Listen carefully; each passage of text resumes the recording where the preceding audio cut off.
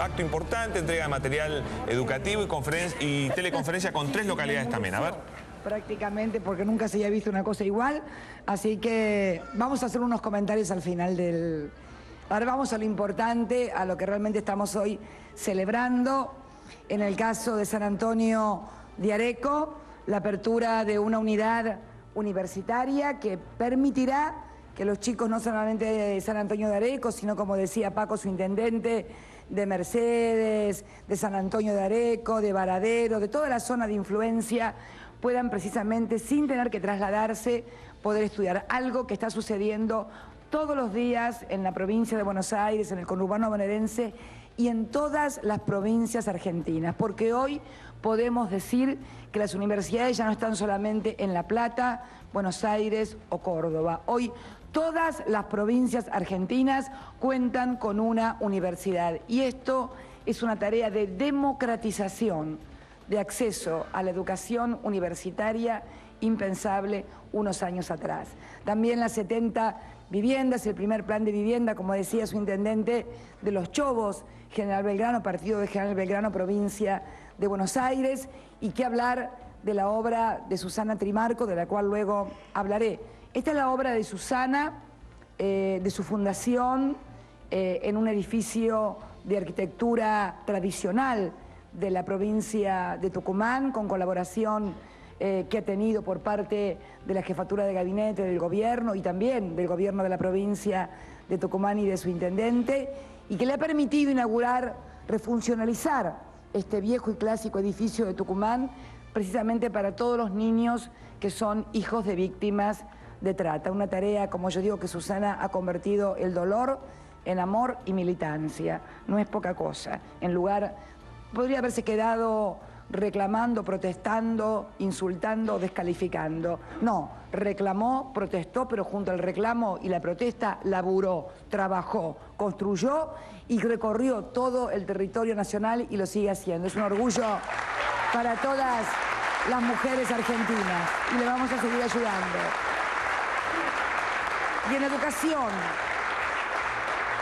estábamos hablando hoy de la entrega, hoy yo veía el corto y 118 obras que se canalizan a través del Ministerio de Educación, a través de aportes directos que se hacen a las provincias. Ahí me estaba reclamando Gioja porque recibió 3 millones y Poggi, que es de San Luis, y recibió, ¿cuántas Poggi? ¿12 le pedimos a vos? ¿12 palos? ¿13 palos? ¿Viste? ¿Vieron que hacemos diferencias por si están con nosotros, si no, si están allá o acá? Son todos los argentinos iguales para nosotros. Igual que Bonfatti, que es de otro partido, otra agrupación. Los chicos y las escuelas no tienen partido. Son escuelas, son alumnos y la enseñanza, el aprendizaje es algo sagrado para todos los argentinos y lo que somos, todo lo que somos y todo lo que nos falta hacer todavía, pero todo lo que somos y que no es poco, yo creo que uno de los puntales, una de las claves ha sido la educación pública y gratuita, que nos ha permitido a tantísimos argentinos como la que está hablando poder acceder a lugares impensados. Si viviera en algún país en donde llegar a la universidad costara 30.000, 40.000, 50.000 dólares, estoy hablando de cifras menores, inclusive en los países desarrollados y en los no tan desarrollados, porque también estamos recibiendo muchos alumnos de Latinoamérica que vienen a estudiar a nuestras universidades públicas y gratuitas, porque en sus lugares de orígenes las universidades son pagas. Es también parte de la solidaridad latinoamericana. Y hoy, además de estas 118 obras, estábamos charlando recién, yo le preguntaba al ministro de Planificación cuántas escuelas llevamos inauguradas y aproximadamente ya llevamos inauguradas 1.742 escuelas. Este año vamos a terminar cómodamente con las 2.000 escuelas y ya estamos pensando en lanzar un tercer plan. ¿Se acuerda que empezamos con 700 escuelas? Néstor, él empezó con el plan 700 escuelas. Bueno, estamos pensando en largar 1.000 escuelas más en todo el país, porque realmente... Y además, hoy estamos haciendo algo que a mí particularmente, que soy una gran lectora y soy de la generación, no de las tecnológicas, sino de la que aprendimos con los libros de textos, la distribución, la entrega de textos en las escuelas, que llegábamos a 54 millones del año 2004 a la fecha, y que con las entregas que hemos hecho hoy, esto es un acto que venía un poco demorado por distintas circunstancias, agregamos 13 millones de libros con los cuales durante la gestión de este proyecto político se han entregado en forma gratuita a las escuelas argentinas 67 millones de libros de texto.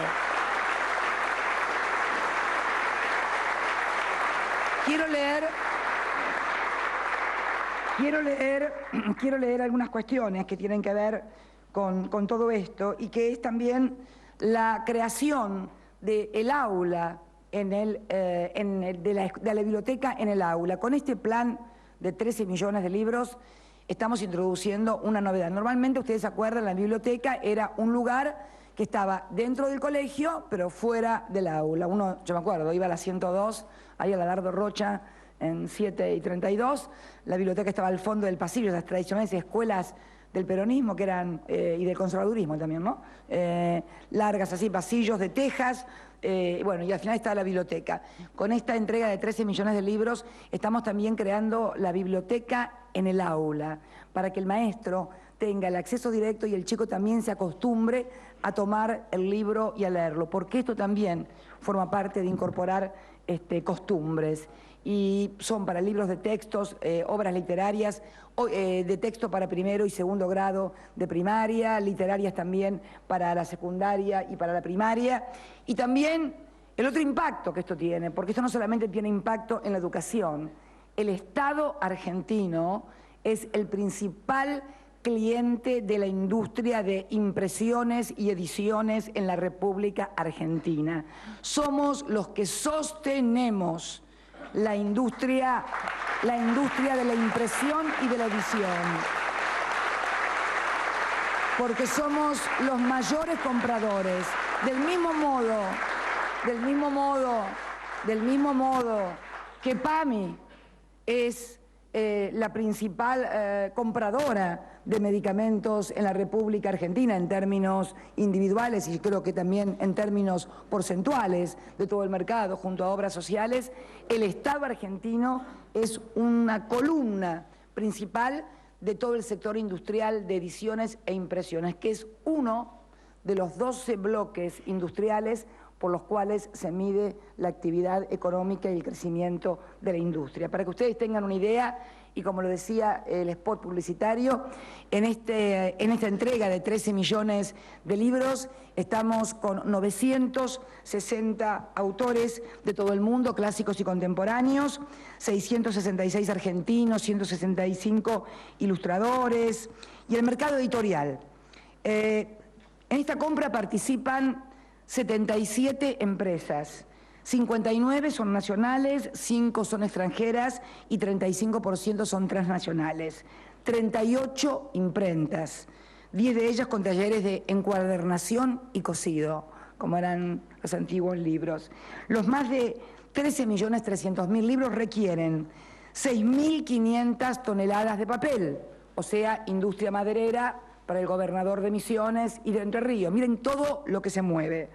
380.000 cajas de embalajes, 11.500 pallets, o sea, todo lo que es también armado de pallets, 16.000 metros cúbicos en total. De esto representa una hectárea cubierta, es como una hectárea cubierta de 1,60 m de altura de libros. 13.000 empleados de editoriales, imprentas, encuadernadoras, empresas de logística y de transporte. 3 millones de horas hombre para imprimir, distribuir y toda la logística que significan estos 13 millones y 950 camiones utilizados. Como verán, le llega a todo el mundo. Es lo que siempre decimos de las industrias y del valor agregado. Termina impactando en los lugares más impensados y en los lugares menos imaginados. Cuando uno mira un libro, bueno, piensa en el librero o en la librería. Tiene que pensar en el árbol que estaba en Misiones, que fue talado y que fue repuesto, por favor, porque es una industria y hay que sacar el árbol y volverlo a reponer, y todo lo que se mueve en torno a eso, y lo que ha sido y seguirá siendo la educación para este proyecto político, que realmente hemos, junto a los derechos humanos, junto a la inclusión social, la educación debe ser una de las tareas más inclusivas, y sobre todo ahora que hemos logrado, afortunadamente, que los chicos vuelvan al colegio a estudiar, y que junto con la asignación universal por hijo estamos logrando tasas de escolaridad, de permanencia en la matrícula nunca vistas, tanto en lo primario, que es fundamentalmente donde más nos interesa porque es la etapa más formativa de los chicos, la inicial y la primaria, y también en la secundaria. Y ni que hablar en lo universitario con todo lo que hemos, las universidades, 9 universidades llevamos ya, ¿no? Silioni, más bueno, lugares y centros como el que estamos inaugurando hoy en San Antonio de Areco. Yo también, y con motivo de la difonía, quería hablar de toda esta reforma judicial que también está tratando nuestro Parlamento. Y realmente le escuchaba hoy al titular de la AFSCA relatar esa sentencia que finalmente salió de la Cámara sobre la Ley de Medios. En realidad, algunos le preguntaban, yo escuchaba hoy al titular de la AFSCA, si la reforma de la justicia que estamos emprendiendo, la más importante, de la que se tenga en memoria, tiene que ver con esto. En realidad, si uno mira bien, la Ley de Medios es solamente la parte superior del iceberg del problema. Es lo que visualizó el problema de la justicia en la Argentina, pero no es el gran problema. Miren a Susana Trimarco, por ejemplo, con el tema de la trata de personas. Nada más ni nada menos. Cuando ese día, yo no sé cómo siguió viviendo, cuando absolvieron a todos los responsables de la desaparición de su hija. Cuando uno se entera, por ejemplo, en Córdoba, que un juez participó en delitos de lesa humanidad, y cuando alguien lo denuncia, se encuentran con que 77 jueces del fuero cordobés se excusan por amistad con la persona que está encausada y que está acusada. ¿Saben lo que me preocupa? Que una persona que haya participado en delitos de lesa humanidad en lugares donde se conocen todo, tenga 77 jueces amigos, además. Realmente me preocupa más eso, porque revela un entramado, todo el atraso que hemos tenido en materia de las causas de derechos humanos en determinadas jurisdicciones con mayor, digamos, profundidad que en otras. Pero realmente todo esto, o el hecho, por ejemplo, de lo que sucede con algunas causas que no entendemos la demora. Yo decía el otro día una causa impositiva de la Nación que viene arrastrando el Diario de la Nación más de 130 millones de pesos que le debe al Estado. No se los debe ni a esta presidenta ni a este gobierno, se lo debe a los 40 millones de argentinos, porque los impuestos, ¿saben para qué sirven? Para que estos hombres que son gobernadores reciban la plata que han recibido para las escuelas técnicas, para que estos editores puedan imprimir los libros. La plata no la pateamos del piso, la tomamos de los impuestos que tenemos que redistribuir a partir de estas tareas. Y así podría decir. Hoy leía un artículo que realmente me impresionó. Quiero mencionarlo específicamente porque creo que ahí hay un poco el quid de la cuestión, que lo escribe un periodista, lo voy a mencionar, Mario Weinfeld, de Página 12, donde se ve que tuvo la oportunidad que yo no tuve de leer todo el fallo, se imaginan que con todo lo que tengo que hacer, y cosas, en principio, que son las que me hacen prender las luces sobre todo esto que está pasando. Revela que en el fallo uno de los camaristas de esta Cámara, en lo civil, en lo Clarín, dicen algunos, y comercial, o en lo rural también podría ser, porque es la misma Cámara, el caso de la rural, miren, caso de la rural, un predio multimillonario que nunca le fue pagado al Estado, que el Estado fue desapropiado ilegítimamente porque quienes tenían que pagarlo, en este caso la sociedad rural, y no tengo nada contra la sociedad rural, podría ser la sociedad rural o cualquier otro, el que compra algo tiene que pagarlo, y más si es del Estado, en un lugar como Palermo, logra que esta Cámara le cuente los términos de un recurso a la rural de una manera y al Estado de otra. Entonces, cuando se los cuenta de manera diferente al Estado, declara que el recurso es extemporáneo ante la Corte y se lo cuenta con otra metodología, algo que realmente llama la atención. Lo de la rural también es otro caso. Por eso digo que lo de la 10 medios en realidad es la punta del iceberg. Hay todo un entramado abajo muy fuerte. Y este periodista decía que en el fallo, y lo voy a leer más tarde, uno de los camaristas decía que se sentía insultado por el poder, autoridades transitorias del gobierno. Y el periodista señala con mucha inteligencia y agudeza, dice, claro, transitorio, todos nosotros somos transitorios, pero elegidos por el voto popular, todos los que estamos aquí, elegidos por el voto popular.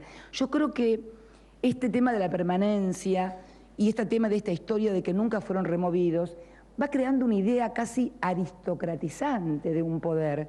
Por eso solamente pueden ingresar los amigos, los hijos, los recomendados, y por eso tanta resistencia a que miles de jóvenes que se reciben de abogado o que están capacitados no puedan ingresar. Por eso presentamos la ley de concursos para que todos los argentinos.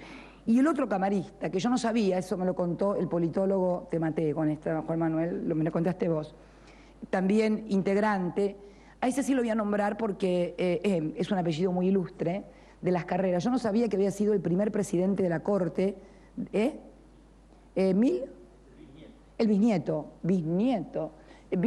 del primer presidente de la Corte designado por Bartolomé Mitre. Parece ser que Bartolomé Mitre le había propuesto a Vélez Arfiel, aquí en Alsina, Adolfo Alsina, a su contrincante, digamos, y le dijo que no, su contrincante, mira vos, los que hablan de la politización de la justicia. Bartolomé Mitre le había ofrecido a Adolfo Alsina la presidencia de la Suprema Corte de Justicia. Alsina la rechazó y se la dio a De las Carreras. Su bisnieto hoy es un camarista, y comentaba el periodista que este camarista suele reírse de algún apellido Tano, de algún miembro de la Corte con doble T, no sé si será cierto, pero esas cosas, y realmente siento como que hay una suerte de gueto, de cosa aristocratizante, no en todos, por supuesto, porque sería injusto generalizar. Seguramente hay muy buenos jueces, muy buenos fiscales y muy buenos magistrados, pero convengamos que es necesario una reforma que permita precisamente abrir las compuertas, abrir que el pueblo participe y que haya también legitimidad en los órganos políticos que manejan el poder, no así obviamente en los organismos jurisdiccionales que son los jueces que dictan sentencia. Igualmente, causas paradas en forma inexplicable, causas que fueron escandalosas en cuanto a lavado de dinero. Me contaba la gente de la FIP y la gente de la UIF, que es la gente de la unidad de lavado que hemos creado a partir de las necesidades que el Gafi ha planteado a nivel internacional, que en muchos casos no le han permitido participar como querellantes. Es más, en una causa muy importante con lavado de dinero, también de la misma empresa que obtuvo esta sentencia a la carta por más de 5.000 millones y que el juez tiene parada desde el año 2008, le impedía presentarse como querellante al titular de lavado. Tuvo que ir hasta casación y volver de ahí. Y cuando vuelve como querellante, aceptado por la casación es el anteúltimo, digamos, paso, después de la Corte, pide medidas y no se las da. Y nos cuenta que hay 40 cajas que nunca fueron abiertas y a la cual nunca tuvieron acceso ni la FIP ni la UIF. Creo que también deberíamos presentar una ley para lo cual en todo lo que sea evasión y lavado de dinero, UIF y AFIP sean parte querellante obligatoria y que puedan también pedir todas las medidas necesarias. Acá me dieron un listado de causas que duermen el sueño de los justos, de bancos, de gente muy importante, de jueces que se declaran incompetentes, se la pasan al otro, la Cámara dice una cosa, bueno, estamos así durante años. Como también hay otras causas que se están tramitando. Pero digamos que los casos más resonantes y rimbombantes y más importantes en términos de lavado de dinero, bueno, requieren una activa participación por parte de los señores fiscales, de la Procuración en general, para que la UIF, la FIP puedan participar y además se muevan. No puede estar una causa con una denuncia de un ex importante y directivo de un banco extranjero que además tiene pedido de extradición de Estados Unidos, parada desde el año 2008 y no se haya hecho ninguna diligencia. Por eso yo quiero contar estas cosas porque la gente tiene que enterarse, estas cosas no se saben. Entonces toda la gente piensa, bueno, no, es el tema de la ley de medios. No, la ley de medios es, vuelvo a repetir, la punta del iceberg. En realidad es lo que demostró cómo se maneja todo esto. Después vino lo de la rural, después vinieron lo de los impuestos de la nación, después vienen las causas de lavado, de Susana Trimarco, y lo que nos enteramos todos los días. Alguien que queda en libertad y que al mes va y mata a alguien, un juez que libera al otro, porque bueno, cosas que yo no digo, quiero también no plantear una discusión con garantistas, no garantistas, esta discusión que aburre, que cansa. Solamente queremos justicia en la Argentina, pero una justicia que sea pareja para todos, porque el artículo 16 así lo exige. Y esta es la clave, lo que yo quiero con esta reforma de la justicia: igualdad para los ingresos, igualdad para que todos los argentinos conozcan las declaraciones juradas de jueces, de legisladores, de presidentes, de camaristas, de fiscales y de todos en general. Y la verdad que, y las otras reformas que estamos introduciendo, el registro de causas precisamente, a ver, que en este juzgado, ¿por qué hay una causa que está parada del año 2008 y otras causas que tal vez tienen mayor tramitación o no tienen tramitación?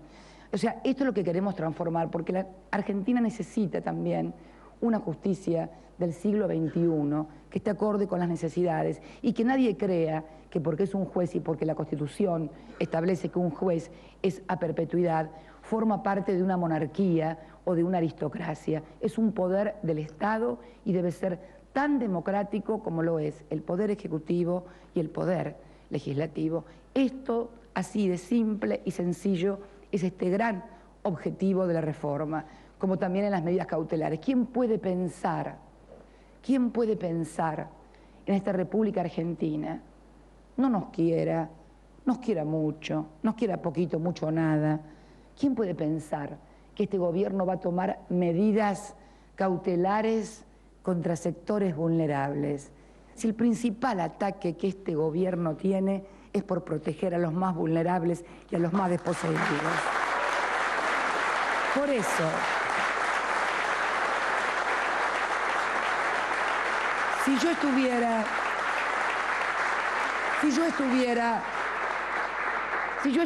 del lado de los poderosos, de estos que pueden decidir justicias a la carta, como dice Sabatella, si yo estuviera del lado de los que tienen todo y de los que han tenido todo desde tiempos inmemoriales, seguramente me tratarían mucho mejor. No sería yo, seguramente no sería yo.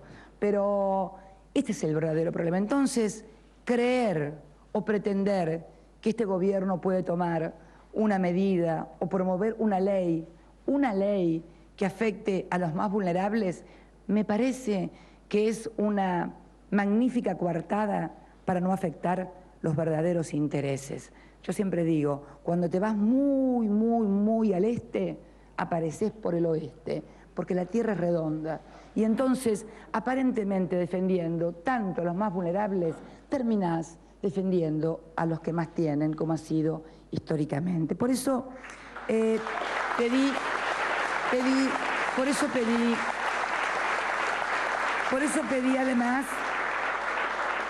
pedí además una discusión. Me acuerdo cuando presentamos los proyectos en el Museo del Bicentenario, pedí una discusión seria, amplia y responsable a la oposición. No negarse a discutir, no irse y no discutir. Miren, y esto lo digo porque los que me conocen, y muchos me conocen antes de que fuera siquiera la esposa del presidente, me conocen cuando era legisladora. Yo sé lo que es ser minoría, pero no minoría de 3 o 4, o de 5 o 10, o de un bloque minoritario. Yo era minoría de una, era la única en mi propio bloque. Yo he votado en soledad y he hablado en soledad. Debe haber alguna foto del Senado donde un día me dejaron hablando sola y se retiraron todos los senadores. Es la expresión viva de la minoría. Estoy yo sola hablando con no sé quién estaba sentado ahí haciendo de presidente y estaba hablando. Sé lo que es ser minoría, pero son las reglas de la democracia. Cuando uno es minoría, tiene también la obligación de estar sentado en la banca, de estar sentado en la comisión, estar discutiendo, votar, y si los demás son mayoría, esas son las reglas de la democracia. Yo lo hice. Fui duramente atacada por ser minoría internamente y además por acuerdos, porque también muchas veces bajo la pátina de oposiciones, y hablo de los años 90, no había tal oposición. Yo recuerdo la privatización, y voy a traer un caso que lo tengo muy en mi memoria, muy fresco, la privatización del banco hipotecario. Había un grupo de diputados, éramos aproximadamente 15 diputados del bloque peronista, que nos oponíamos a la privatización del banco hipotecario. No daban los números. Y la oposición se oponía, entre comillas. ¿Qué hicieron el partido principal de la oposición y algún otro? Retiró una cantidad, sí, vos te sonreís con que porque sabés cómo son esas cosas. Retiraron una parte igual de opositores, los opositores votaron en contra, pero la ley salió igual. Por eso le dije el otro día a Sabatella, cuando la oposición se oponía, el representante de la oposición se oponía en el seno del AFCA a que se aprobaran algunos planes de adecuación, le digo, bueno, si se opone la oposición, ¿por qué no tratás de convencerlo y esperaremos hasta ver que nos diga qué problema hay para aprobar los planes de adecuación? Y podemos contar así con los consensos de los que tanto se habla y que tan poco se trabaja. Porque yo digo siempre, para lograr un consenso lo primero que hay que hacer es empezar a hablar de las cosas que estamos de acuerdo. En el país empezamos exactamente al revés. Empezamos por las cosas en que estamos en desacuerdo. Cuando uno empieza siempre a discutir sobre lo que está en desacuerdo, es imposible, pero no solamente en política, en negocios, en la casa, en la escuela, en la universidad, en la empresa, en cualquier lugar. Siempre, como método, hay que ponerse a discutir sobre las cosas que estamos de acuerdo. ¿Y alguien puede decir en la República Argentina seriamente que la justicia no necesita ser reformada? ¿Alguien puede decir está todo tan bien que no necesita ser reformada? Entonces, este sería el primer acuerdo. Y si estamos de acuerdo en eso, bueno, ¿en qué estamos de acuerdo que tiene que ser reformado?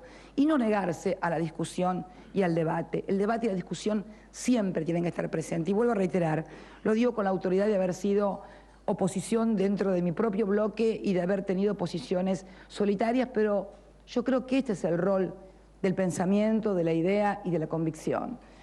Realmente hablar o pensar o expresarse cuando la mayoría piensa de una misma manera, yo evitaba hablar. Normalmente hablaba cuando estaba en desacuerdo. Si estábamos todos de acuerdo, no hablaba.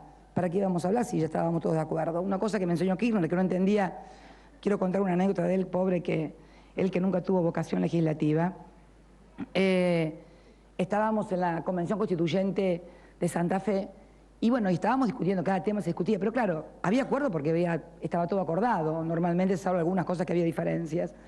Entonces él no entendía por qué todos hacían discursos si estaban todos de acuerdo. Entonces me decía, pero si están todos de acuerdo, ¿por qué no votamos y nos vamos? Decía. Bueno, Néstor, porque cada uno quiere dejar su impronta, es una constituyente, bueno, pero que hablen dos o tres y nos vamos. Claro, se imaginan una convención constituyente, hablaban todo porque todos pensaban que quedaban en el mármol, estampado en el mármol quedara alguno. En realidad, si uno mira la historia de las que nos rodean, que todas son historia, realmente nos damos cuenta cómo se construye la historia y cómo se ingresa en la historia. No se ingresa a través de un discurso ni a través de una inserción legislativa. Si fuera así, qué fácil sería construir la historia. Por eso digo, hagamos todos el esfuerzo de mejorar como lo hemos hecho esta Argentina, hemos mejorado el poder legislativo a través de las PASO, lo hemos democratizado, hemos incorporado dentro de la vida de los partidos políticos a la ciudadanía con el voto vinculante obligatorio del cual algunos desconfiaban. ¿Te acordás, Gioja, no vos? Que andabas medio desconfiado y me tuviste que dar la razón, que habían sido muy buenas las PASO. ¿Viste? Pero lo mando al frente porque me dijo, tenías razón, me dice, pero no lo dijo públicamente después. Pero, porque todos eso, cuando te dan la razón, además, no te la dan públicamente, te la dicen a vos, pero digo, no, vale públicamente. Entonces, digo, con todas estas cosas que nos han pasado y nos siguen pasando todos los días con la justicia, o con cada acto de injusticia que vemos por parte de la justicia, y esto no quiero, vuelvo a reiterarlo, involucrar a todos los miembros del Poder Judicial porque sería injusta, pero creo que es necesario que se debata, como se ha debatido Decían que no íbamos a aceptar reformas, decían que no se iba a debatir, decían que iba a ser a libro cerrado. Miren, a libro cerrado lo único que hubo en este país fue el código de Vélez Sarsfield y no fue hecho durante nuestro gobierno. Así que fue hecho durante el gobierno del fundador de la nación. Así que, por favor, nosotros no tenemos esa costumbre, hemos recibido organizaciones, se han hecho modificaciones, porque realmente creemos que toda política, todo acto, toda propuesta es perfectible. ¿Quién puede decir lo que yo digo no tiene está perfecto y no tiene ninguna corrección? Es más, tiene buenas ideas. Yo les conté que los concursos previos nosotros no lo teníamos en nuestra agenda legislativa para introducir en la reforma de la justicia. Me tocó leerle en un diario el proyecto de un jurista de Heredia y lo llamé al ministro de Justicia y le dije, mira qué buen proyecto. Y la verdad que el otro día charlando con gente del sector de la justicia decían que de esta manera era una muy buena idea porque íbamos a terminar con las vacantes permanentes. Y fue la idea que me trajo una persona que escribió en un diario. ¿Cómo no te va a poder alcanzar otra idea alguien que está sentado en una banca al lado tuyo? Pero para eso tenés que tener espíritu propositivo y ir para adelante. Por eso yo quiero terminar con el espíritu propositivo. Hoy vino a visitarme, ahí está la docente de Florencio Varela, esa chiquita que está sentada ahí al lado del señor gordito. Perdón, sos gordito. No, no es discriminación. Perdón. Ah, me matan, me denuncian al INADI hoy. Me denuncian al INADI. Gordito pero bueno, muy bueno. Él también.